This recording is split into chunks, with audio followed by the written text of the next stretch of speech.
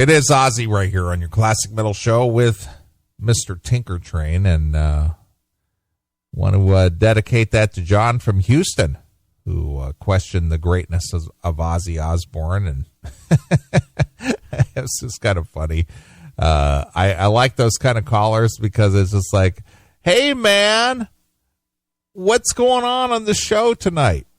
It's like, why are you not listening? That, I just don't understand that kind of thing. But anyway, that's just me. Who am I to say? But trying to get Chris back on with us here. And as soon as I get him connected, we'll make this happen. But anyway, there you are. There's Ozzy Osbourne with Mr. Tinker Train. And Ozzy Osbourne, I guess Black Sabbath wrapping up their farewell tour. And I did not go to this farewell tour, but what I saw on YouTube and some of the outlets and whatnot, not all that impressive. Didn't think it was all that great, but regardless of that, Ozzy Osbourne and Black Sabbath have a part of history where heavy metal is concerned, and that's all I got to say about that. Can you hear me now? I can. What the hell happened? The Skype just froze up. Oh, that's weird. Yeah, it just froze. Yeah, I mean, I heard you. I was connected. It wasn't showing that on this end.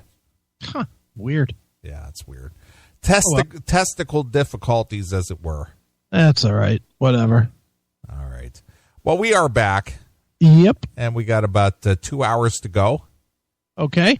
And I don't know if you saw this or not, and this has just been one of those ongoing stories, or ongoing discussions, rather, not so much a story, but a discussion. Right. We'll take a call here. We'll see who this is. Hail and kill caller, you're on the air. Hey. Hey! Hey, it's Dean from Canada. Hey, Dean from Canada. It's been quite a while. Where have you been? Well, I've been hiding out. You know what? I find it's, I had to hide out because I feel really terrible that you guys are under the oppression of Trump. Oh, I love Trump. Okay, guys. Seriously, Trump. I love Trump. Trump is the motherfucking god. Seriously, the fact that he calls out MSM all the time, tweets about, you're a bunch of liars, you're a bunch of fakes. And then we got faggot Trudeau saying like, oh my god, I'm so sad that Fidel Castro's dead, the rapist, murderer, awful communist. He should be respected. I'm so jealous that you guys get a Trump and we have a Trudeau. All right, Dean. What's on your mind tonight aside from political commentary? Aside from political commentary, I really wanted to congratulate you guys on Trump because I'm very jealous. But I'm very happy to speak to you guys because your show's been amazing. All right. Well, that's high accolades from our neighbors to the north. I've never been more embarrassed to be a Canadian. Why? Because of your your leader's commentary about a dead dictator? Yes. Did you see that? How he might be the illegitimate daughter of Fidel Castro? Did you see the pictures? Well, if our fans had anything to do with it, I'm sure that the memes were absolutely incredible. The memes were absolutely amazing. Well, I'm going to give credit where credit is due. Our good friends Jaylee, Anthony, AOR Rocks, and of course Nathan from Kentucky. They probably single-handedly took down the reign of the Trudeau administration in Canada. Perfectly. Trudeau is the worst. He's while Trump is insulting the fucking MSM, Trudeau is taking selfies during gay parades while he's in the mirror while he's with other women. He's a male feminist. Get out of here. Get out of here. I'm so embarrassed to be Canadian, Neely and Chris. So embarrassed. Well, Dean, you seem like you're on fire tonight. Where politics are concerned, do you think that we're the guys that need to discuss this because we're so scary talented in the political arena? Well, I realized you guys. Well, I realized, Neely, you were a Trump supporter. I know that Chris thought Trump was pretty funny and didn't really know where to stand on it. And I'm a long-standing fan, right? You know, I've archived you guys, and I've told you that I'm a fan of your whole the fucking dude from Quiet Riot, Answering Machine, and your interview with Dora Pesh that ended terribly with the I've loved your political stance. I love your guys on freedom of speech. I love your stance on that. And I think that you guys are the answer in metal and hard rock. Nice. Well, don't let Eddie Trunk hear you say that. So what fuel are you flying on tonight, Dean? The fuel I'm flying on is, I guess, red wine. Red wine. And then any particular brand or vintage? From my best buddy, he showed up here with his dad's homemade Italian wine because I'm a stupid wapdago. And we also have a Quebec brand called Smoky Bay, which is brewed in somebody's bathtub, maybe. Oh, nice. Super cheap. After your grandma bathed in there first, right? Vintage yesterday. Well, for sure. Well, Dean, where have you been for the last, I think it's almost been a year since we spoke with you last. It's been a few months. Where have you been? Unfortunately, no, I had a schedule change. So I've been listening to you guys through not live, but archived kind of thing. So I've been like, oh, what did I miss going back? And I archive you guys, I go through the archives from recent to 2008, okay. And love it all. You guys know that. But so I've had a different schedule. So now my schedule is fine. I have a free weekend.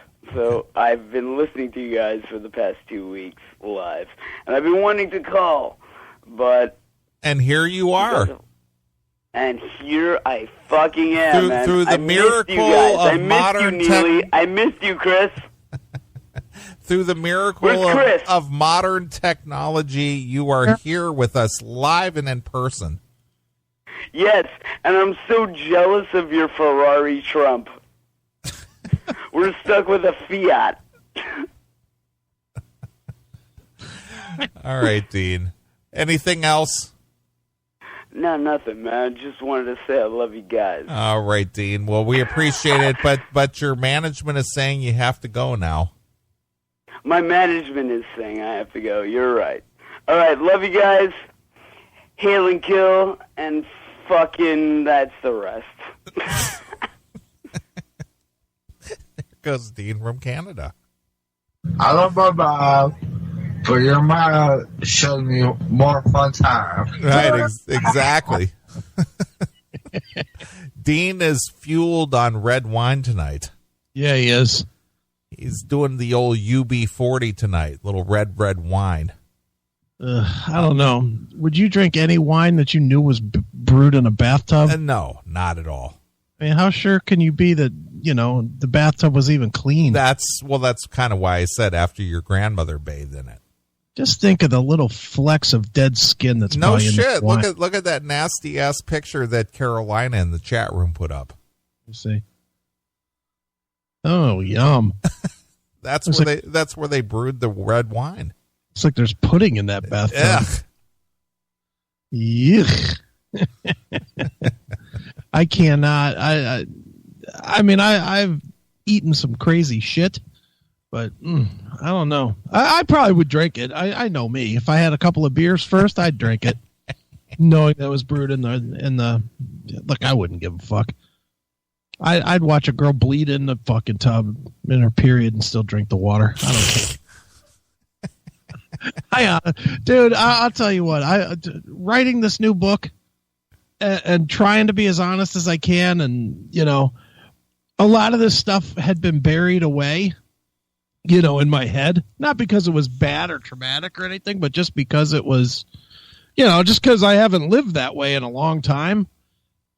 Well, when I start writing about it, it all comes back, and man, oh man, was I a fucking pig. Yeah, the depravity that I'm sure this book will be is not going to be for the faint of heart.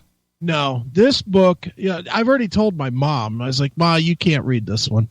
And she's like, I'm going to read it. And I'm like, Mom, just going to tell you in advance, you're going to be disappointed in your baby. Because it's fucking really brutal. Right. And some of the shit that I did, and it's not all the, the pussy stuff either. I mean, just, I was writing today about just, we used to go on these tours and with these rich business guys, and they would fucking have fun putting food in front of you that that you didn't know what you were eating, and then they would tell you midway through eating it what you were eating. Man, I ate some fucking crazy shit. Fucking monkey brains and monkey. You did talk about the breaking open the monkey's head and eating its brains out while it was still alive. Yeah, it's brutal, dude. And fucking, dog, had me a little Kagogi. I actually had that a few times. And squid. I wrote the squid story today. Man.